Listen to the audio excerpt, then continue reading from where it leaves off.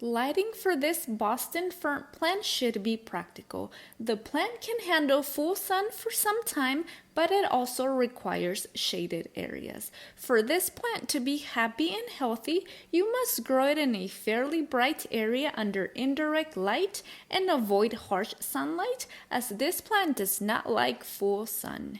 They are sensitive to over and under watering, preferring the soil to always stay moist. Only water them when the soil surface becomes dry. During hot weather, these plants need regular watering twice weekly and never use cold water, as cold water can shock the roots, damage the plants, and stunt growth. Overwatering and poor drainage will make the plants wilt and rot.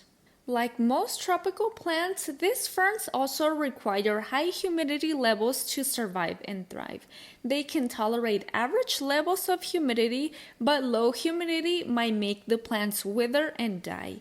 Keep the plants away from drought, as dry air might cause damage. They can thrive in bathrooms if they have sufficient light. Misting can also help increase humidity.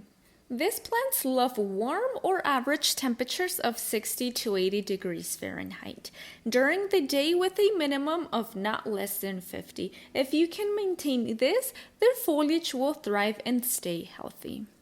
Ferns need soil that is rich in various nutrients and thrive in organic and porous soil. You can amend the soil with compost, pine bark, moss, or perlite. This can help improve the water retention of the soil, along with keeping the soil well drained. Most varieties of this species prefer acidic soil, although some grow in alkaline soils. These Boston ferns are non-toxic to pets and humans. They are largely grown as indoor plants and need repotting when they become too big for their containers and their roots have filled their existing pots. When repotting, ensure to maintain the same soil level they were first planted at and never bury the crown, as this will cause crown rotting. Ferns are usually propagated by dividing the roots into quarters and planting them in new pots to get several new plants.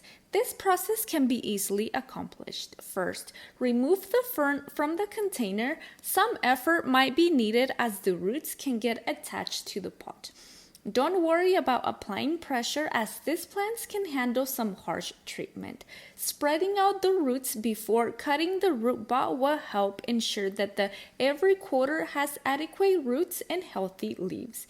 Mist the roots of every new quarter properly before potting them into their new homes. Use aerated, loose, and rich potting soil. Water each new plant thoroughly after potting them, making sure excess water drains out. These fern plants require all-purpose but light fertilizer with the right balance of potassium, nitrogen, and phosphorus with equal ratios of 20 or 10. The fertilizer should be in liquid form, prefer as they can be diluted easily to reduce the risk of fertilizer burn. These colored leaves might be due to incorrect watering or overexposure to harsh sunlight. It could also be due to pest infestation and over-fertilizing.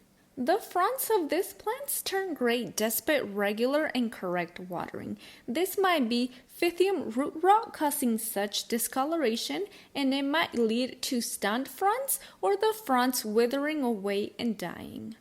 One option is to buy ferns that are healthy and disease-free. If the infestation is severe, it will be best to remove badly infected plants to prevent this from spreading.